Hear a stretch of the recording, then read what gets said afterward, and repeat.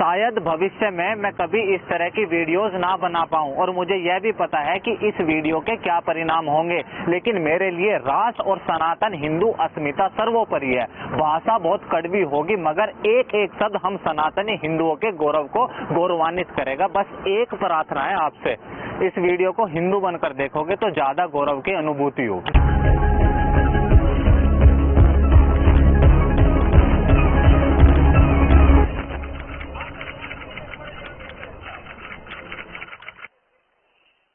आप दुनिया का कोई भी सर्वे उठाकर देख लो, दुनिया के लोग भारत को केवल दो चीजों से जानते हैं, एक महात्मा गांधी और दूसरा ताजमहल। अक्टूबर 2017 एनडीटीवी के को फाउंडर प्रणॉय रॉय के शब्द थे ये। ठीक 2 साल बाद अक्टूबर 2019 चीन के राष्ट्रपति भारत दौरे पर आए। नरेंद्र मोदी शी जिनपिंग को किसी आलीशान गेस्ट हाउस या हाईटेक जगह नहीं मिले, वो शी जिनपिंग को लेकर गए तमिलनाडु के महाबलीपुरम मंदिरों में। 2 साल बाद भारत सरकार मिनिस्ट्री ऑफ टूरिज्म 2021-22 की अपनी एनुअल रिपोर्ट पब्लिश करती है। डियर प्रणॉय रॉय, इंटेलेक्चुअल्स और pseudo secular, gone are the days. गए वो दिन जब भारत की पहचान ताजमहल होया करती थी। आज फॉरेन टूरिस्ट की उनकी पसंदीदा डेस्टिनेशन तमिलनाडु की वही जगह जहां नरेंद्र मोदी और जिनपिंग मिले थे, महाबलीपुरम बन गई है। अब ये ताजमहल मकबरे से महाबलीपुरम मंदिर, भारत की ये सनातन पहचान कैसे मजबूत हुई? इससे पहले हम हिंदुओं के दिमाग में ये ताजमहल एक अजूबा कैसे बना? देखो, ताजमहल एक मकबरा है जिसके अंदर 2 कब्र है, शाहजहां और मुमताज महल की। शाहजहां ने मुमताज के मरने के बाद उसकी याद में यह आलीशान मकबरा बनवाया। ऐसा हमें किताबों में पढ़ाया गया है। अब भारत में मकबरे तो सैकड़ों हैं, तो फिर केवल ताजमहल ही क्यों? ऐसा बिल्कुल भी जरूरी नहीं है कि अगर किसी का शरीर आजाद हो तो उसका दिमाग गुलाम नहीं होगा। अंग्रेजी भाषा,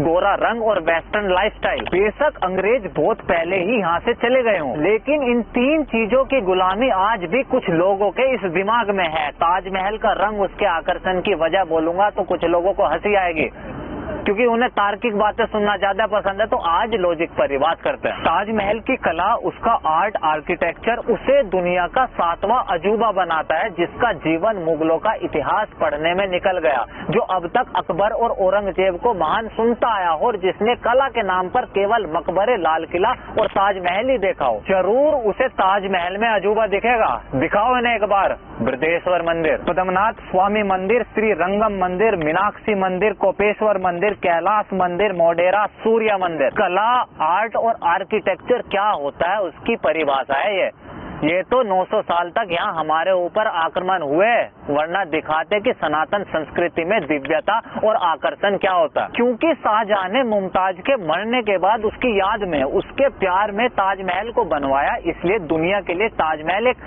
अलौकिक प्यार का प्रतीक है। जिन्हें 15-20 बच्चे पैदा करना कोई समस्या नहीं है, जो महिलाओं को केवल एक बच्चा पैदा करने की मशीन समझता हो, उन्हें जरूर ताजमहल के कण कण से प्यार टपकता हुआ नजर आएगा। मात्र 18 साल की शादी में 14 बच्चे हुए थे मुमताज को, लगभग 1 बच्चा हर साल। मात्र 38 साल की थी वो जब अपने 14वें बच्चे को जन्म देते समय मुमताज की मौत हो गई, और इन्हें बेइंतहा प्यार दिखता है इसमें। ये मुगलाई ख्वाबों से बाहर आओ और जाकर आओ एक बार केदारनाथ, काशी, अयोध्या, मदुरई, रामेश्वरम, वृंदावन। कोई एक बिल्डिंग नहीं बल्कि पूरा का पूरा नगर मधु, रश्मिता और प्रेम की निशानी उसकी परिभाषा और प्रतीक है।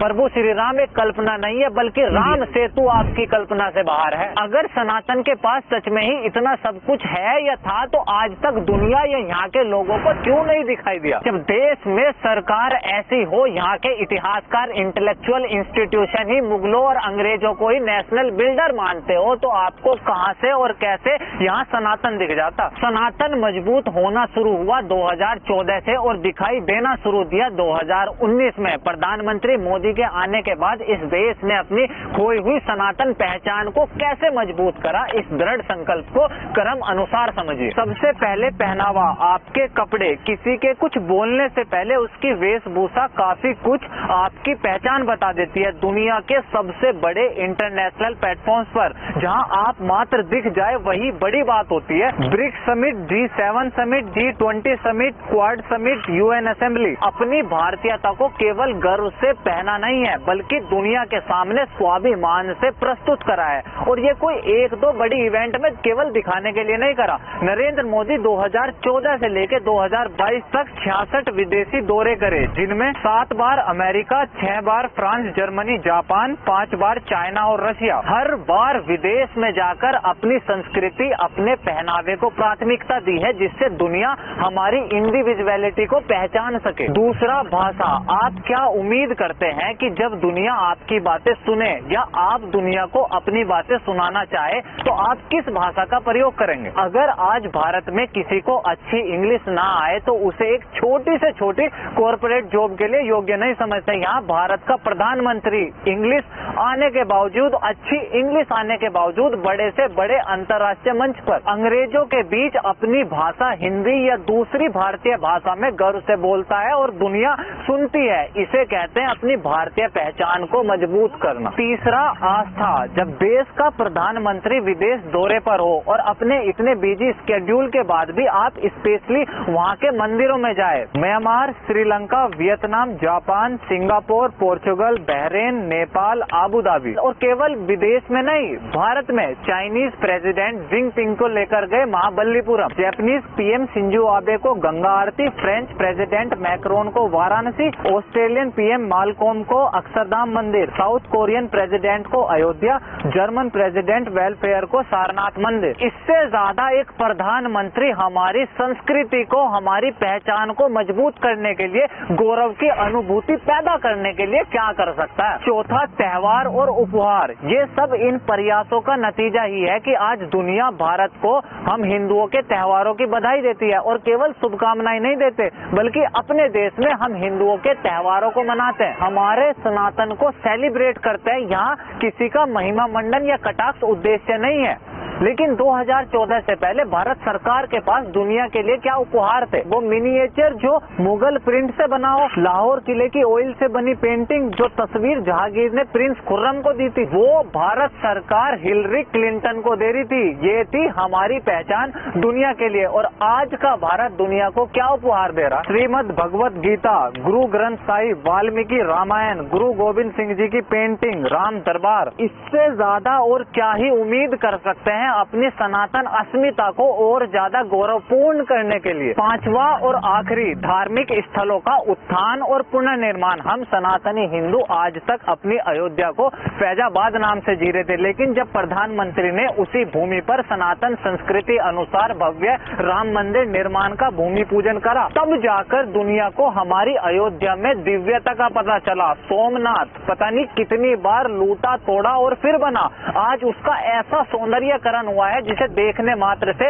हर कोई विस्मयभूत हो जाए। बाबा केदारनाथ, जिनके दर्शन को जाना ही अपनी जान को जोखिम में डालना था, और 2013 की बाढ़ के बाद तो वह जगह लगभग तबाह हो चुकी थी। आज 4 लाख लोग हर महीने बाबा के दर्शन को जाते हैं। ऐसा रीडेवलपमेंट हुआ है, ऐसा दृश्य, वो नजारा, मानो बाबा केदारनाथ की यह जगह ही धरती पर स्वर्ग हो। और अभी हाल ही में काशी विश्वनाथ कॉरिडोर और उज्जैन महाकाल कॉरिडोर। आप विश्वास करे, आधुनिक इतिहास में आजादी के बाद इस भारत में सनातन उत्थान, हमारी भारतीय पहचान का इससे जबरदस्त समय अभी तक नहीं आया। कल जो हमारा सब कुछ लूटा टूटा वो आज हमारा इतिहास है, और जो आज जो कुछ भी हम निर्माण करेंगे वो आने वाली पीढ़ी के लिए उनका गौरवपूर्ण इतिहास होगा। नहीं तो हमारे पिता और दादा मुगलों और अंग्रेजों का महिमा मंडन पढ़ते हुए मर गए, हमें भी वही महिमा मंडन पढ़ाया गया और आने वाली पीढ़ी भी किसी मकबरे ताजमहल को प्यार की निशानी पड़ेगी। स्टैचू ऑफ यूनिटी, आदि शंकराचार्य स्टैचू, हनुमान जी की प्रतिमा, नई पार्लियामेंट बिल्डिंग, नया राष्ट्रीय चिन्ह, नेताजी की प्रतिमा,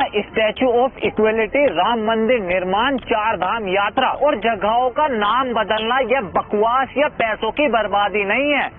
यह आज का भारत अपने भविष्य में होने वाले गौरवपूर्ण सनातन इतिहास को लिख रहा है, और ये दायित्व किसी एक खास विशेष आदमी की जिम्मेवारी नहीं है। यह इतिहास हर एक सनातनी हिंदू की आहुति मांगता है। अब समय मात्र खून से नहीं, व्यवहार से सनातनी बनने का है।